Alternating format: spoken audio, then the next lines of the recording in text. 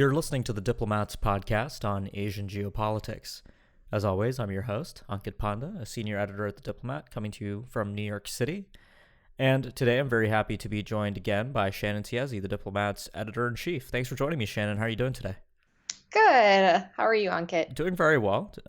And Shannon, I'm really glad to have you on this episode because we are, in this month and the upcoming month, we are hitting the 2 5-year anniversaries associated with the start of, respectively, China's Belt and China's Road.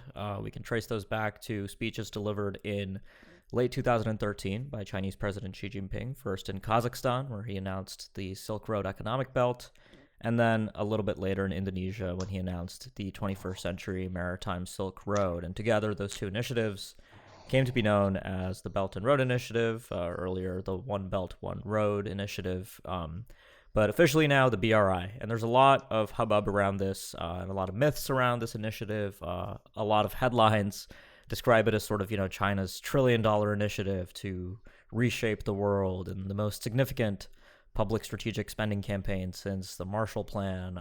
We can sort of interrogate some of these issues. But today I really want to take stock with you of where the BRI has come 5 years later. And we've already been doing a lot of analysis on this at The Diplomat. And I plugged this on the last podcast, but I'll drop this again for listeners. The issue of our e-magazine this month, leads with an excellent cover article by Nadège Rolland looking specifically at the issue of the BRI in Europe. The BRI is definitely becoming, or has been for a couple of years now, much greater than just an Asian initiative. It is truly global in scope, and she takes a look at the BRI in Europe. And Shannon, as I understand it, you're working on an article for the magazine next month on the issue of the BRI's growing pains more broadly. Is that right? Yeah, so I'm sure our readers are familiar. There have been a ton of headlines in recent months about various countries, Malaysia, Pakistan, Myanmar, all kind of rethinking or reconfiguring their approach to BRI projects.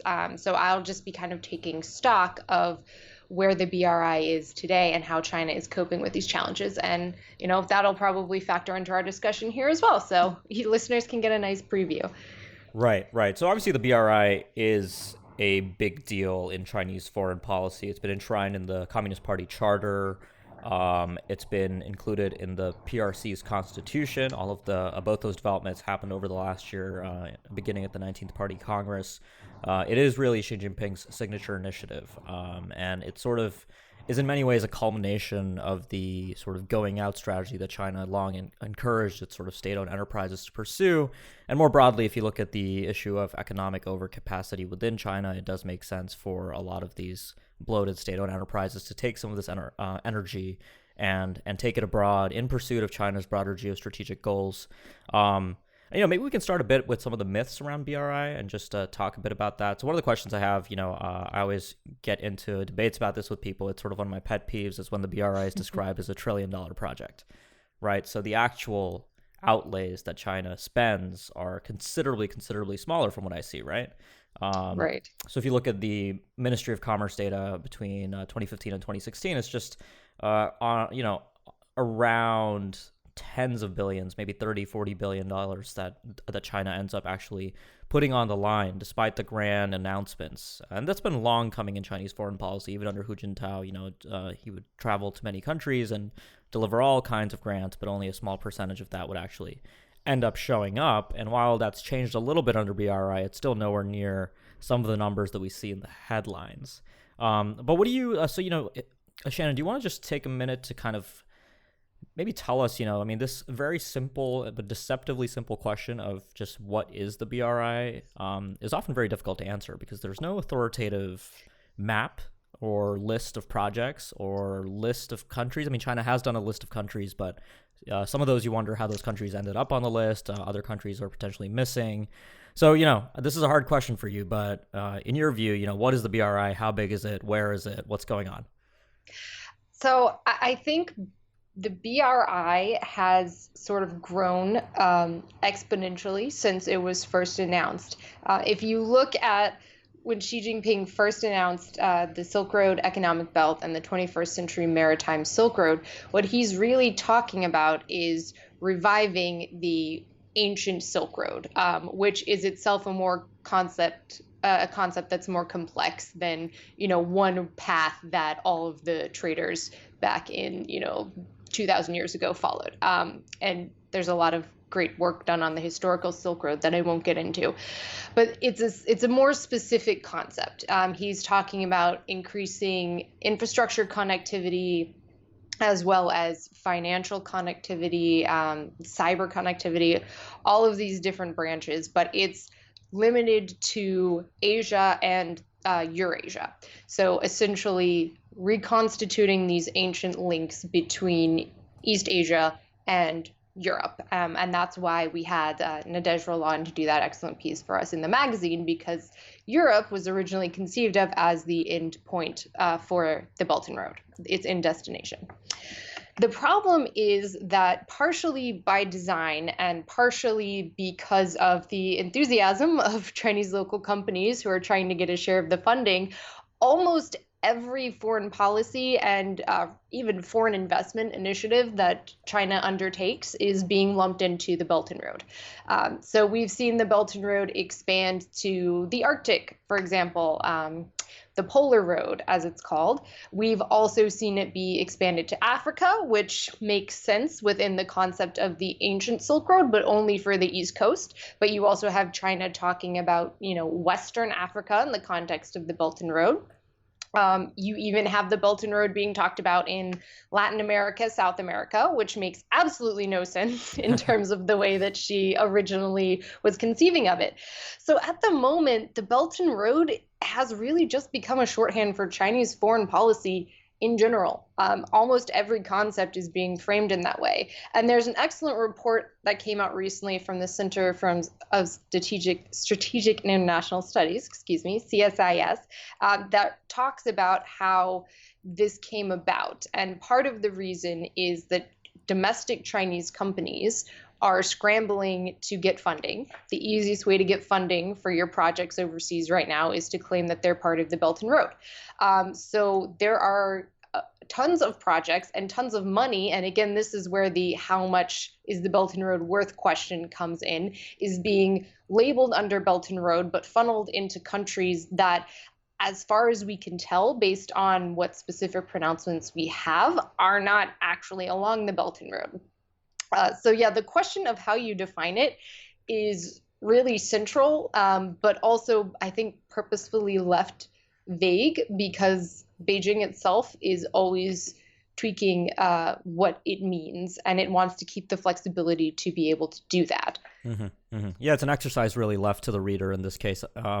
And, in a way, these kinds of big ideas and brands are very helpful in casting a country as a more strategic actor on the world stage, right? We saw that during the Cold War with various U.S. initiatives, for instance. And now I think with the Belt and Road, it's very much also the case that everything that China does is sort of seen through the Belt and Road lens. And depending on your vantage point, the BRI is starting to be seen as really a tool of Chinese geopolitical influence seeking. And I think that's a little bit unfortunate because, as we know, in Asia at least, there is a huge deficit of financing for infrastructure. And a lot of countries are very hungry for really cheap, no strings attached sources of financing to improve roads, highways, power provisions. I think this was maybe a good example, driving some of the thinking behind the Pakistan Economic Corridor, despite some of the geopolitical linkages there.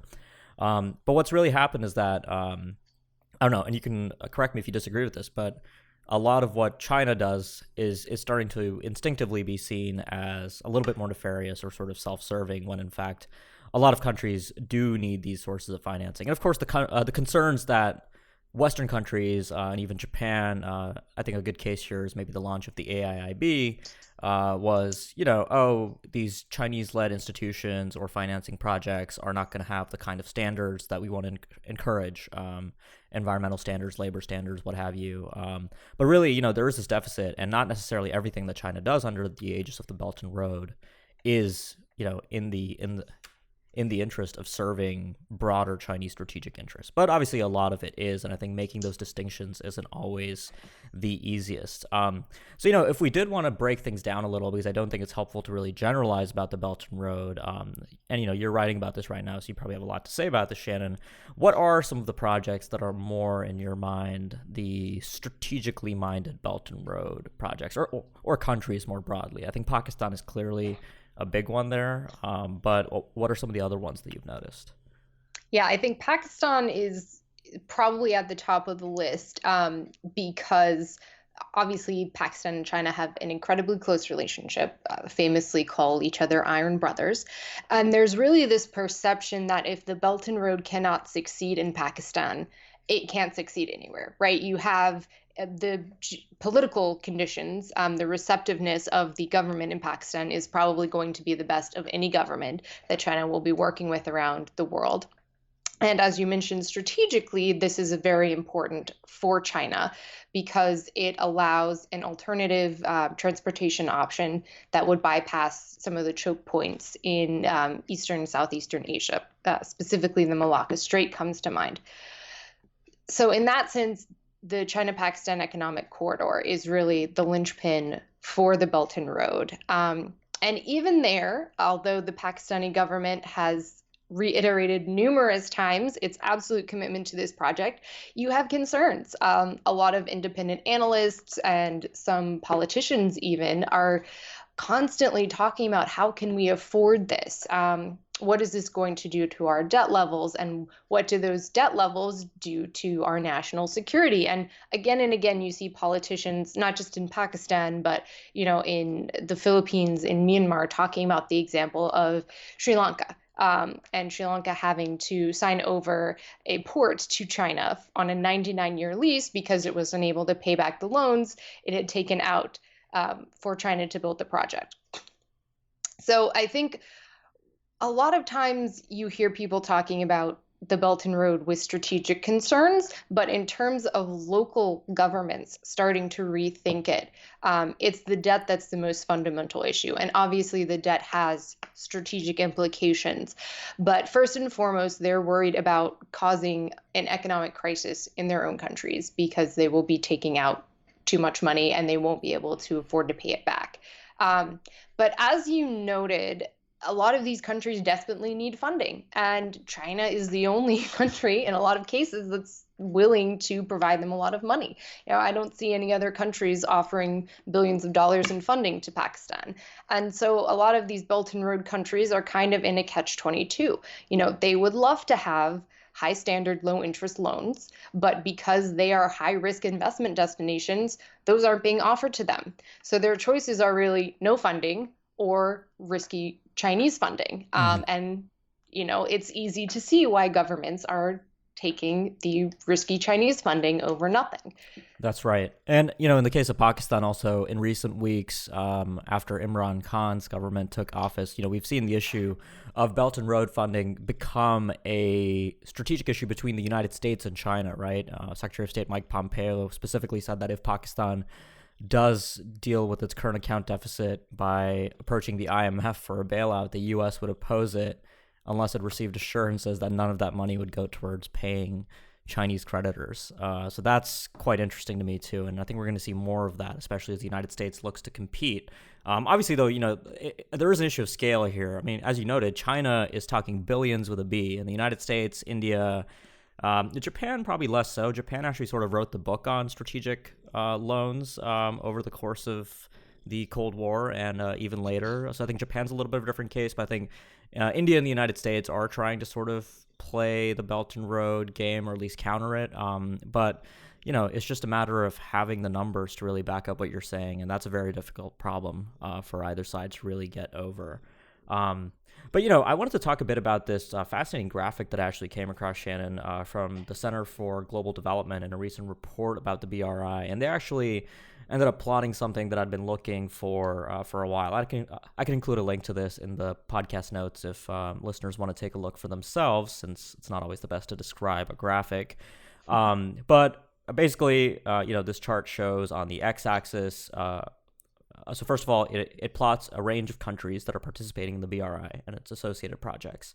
On the x-axis, you have the public and publicly guaranteed debt as a percentage of GDP of these countries, right? So the further along the x-axis to the right a country is, the more indebted it is to external sources. And then on the y-axis, the analysts have effectively plotted the percentage of that debt that is specifically to China. So basically, any country in the top right corner is incredibly risky, both in terms of having a lot of external debt and in terms of a high percentage of that external debt being specifically to China.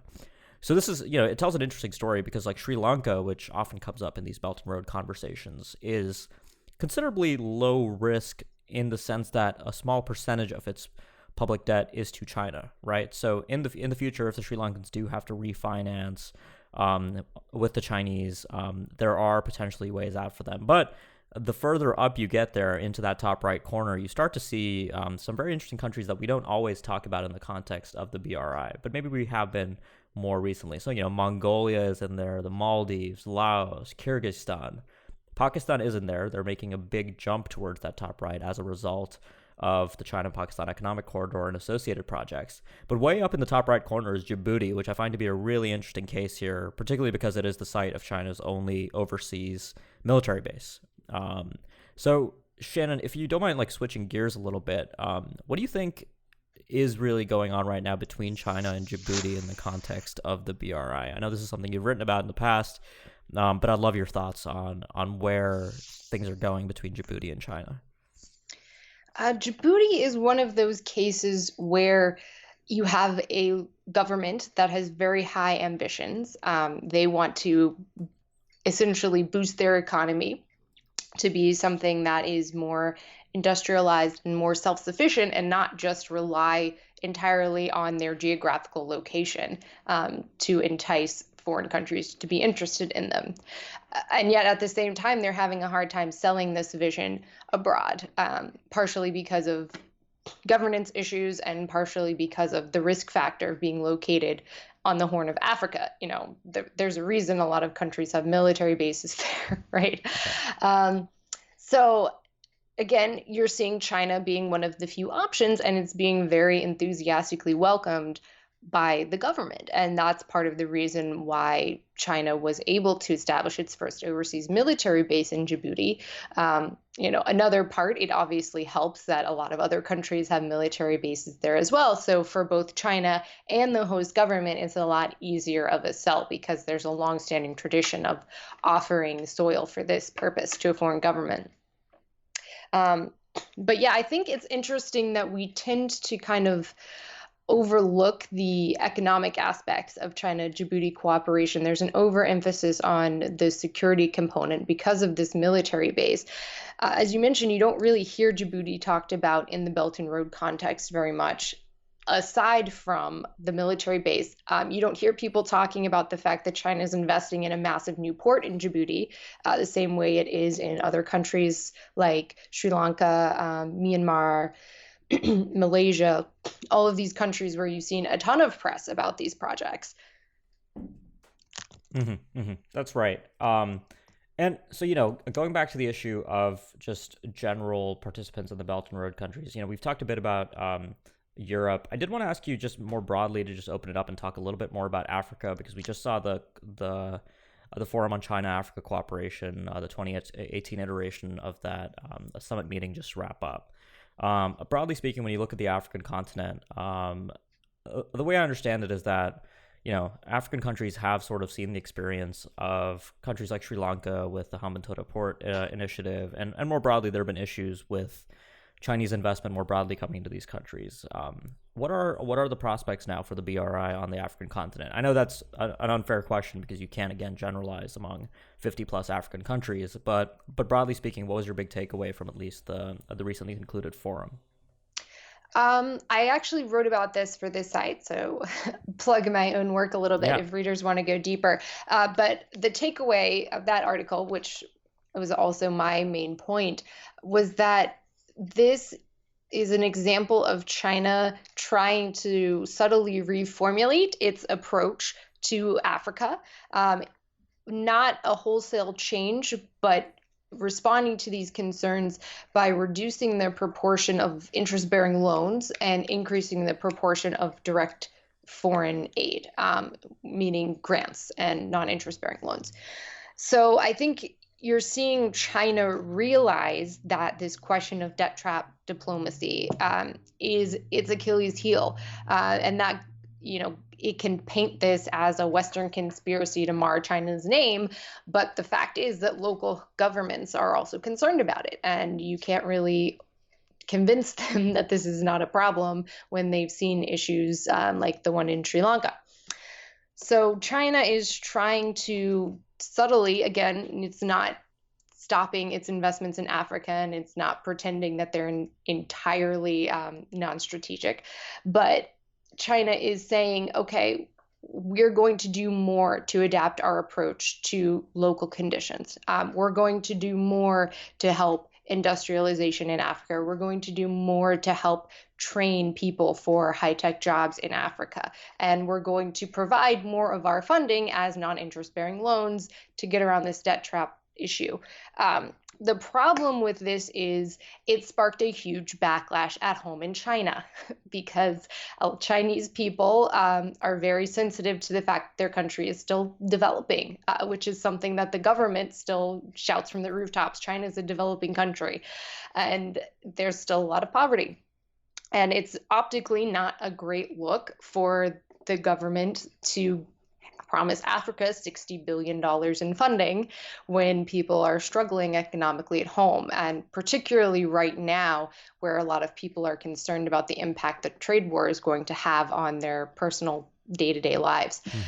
So, online, a lot of people were criticizing the Chinese government for throwing away money in Africa when it should be spending it at home. And these are going to be tensions that the Chinese government will have to continue to balance. The concerns of its partners abroad and the concerns of the Chinese people at home about overspending.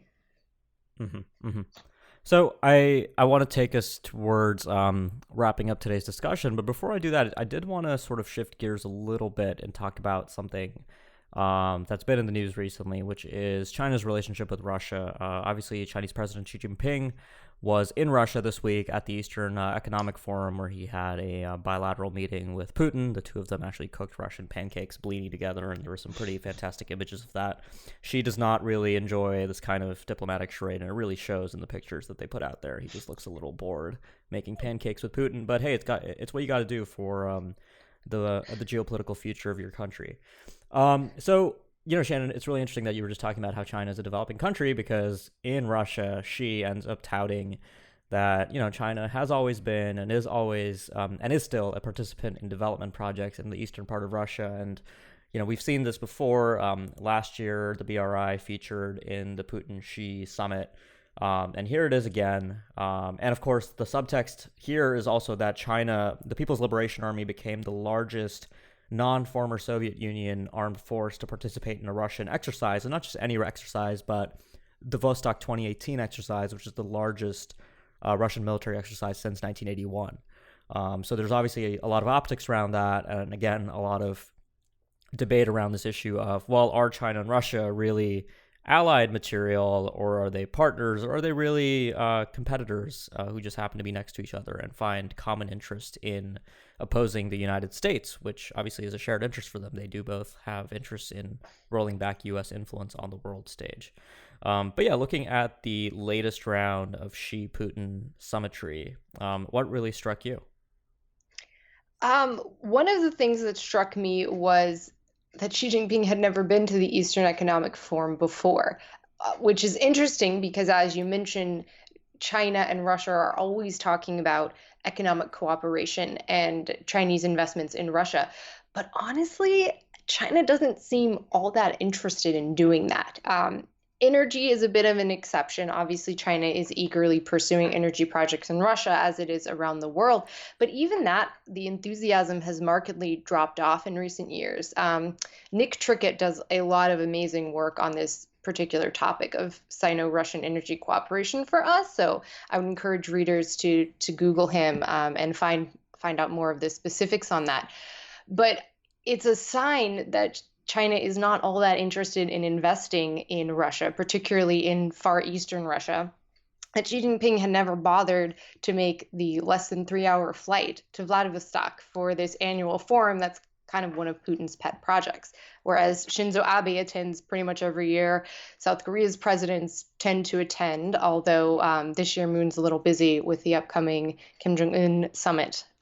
But it's always been surprising to me that she hadn't bothered to make the trip, and that he's going now, I think, suggests that China and Russia are really ready to take the relationship to an even higher level than it has been before.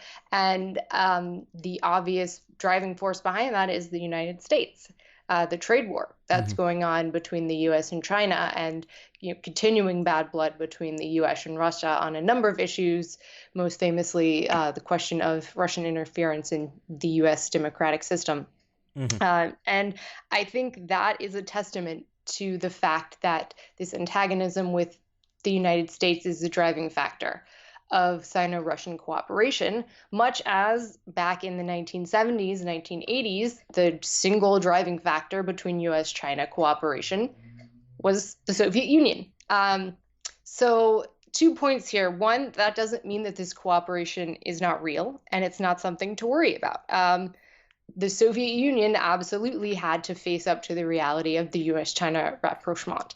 And yet that was not a lasting bond, as we have seen. The geopolitical situation changed, the Soviet Union fell apart, and today China is considered a strategic rival, a strategic competitor to the United States. So yes, I think it's entirely likely and probable that eventually China and Russia's relationship will diverge. Their biggest common interest right now is opposing the United States. And if you take that away, I think conflict is bound to arise. But we're talking the scale of decades, right? So that doesn't mean this isn't something that the United States can ignore. And that's a point that Bob Sutter made in a piece we just published today that's based on a very detailed report he did for the NBR, National Bureau of Asia Research. So readers who are interested more in the implications for the United States can definitely check that out. Yeah, no, I completely agree with that. And I actually think our Austrian colleague and defense editor, Franz Gotti, had a nice way of putting it on Twitter. He compared the China-Russia relationship to the early 20th century relationship between a rising Germany and a declining Austro-Hungarian Empire, in the sense that you have a declining revisionist power, Russia in this case, and on the other side, a very much rising and ascendant revisionist power, and it's sort of a marriage of convenience between the two of them right now. And I think that's quite an apt way of looking at that. Well, Shannon, thanks a lot for joining me today to discuss the Belt and Road and the China-Russia relationship. Yeah, we covered almost as much ground as the Belt and Road does. Well, yeah, I think maybe we fell a little short there, given that the Belt and Road is going to be a universal initiative at this point. I'm looking forward to the Silk Road to the moon. At some point, when we get that manned Chinese space mission. But no, really, thank you. Always appreciate having your insight on the podcast when we talk China. So for listeners, if you like what you heard on the podcast and you're not yet a subscriber, make sure you hit that subscribe button on either iTunes, Google Play, or your other podcast provider of choice. In the meantime, if you have been a subscriber but you haven't left us a review, please do so. We recently crossed 100 reviews, which is great, but we want to hit 200 now and 300, so definitely looking for more reviews there. And just to note, I'll be traveling next week in Japan, so the podcast will be on hiatus for a week, but we'll be back after that with a lot more. So thanks a lot for listening.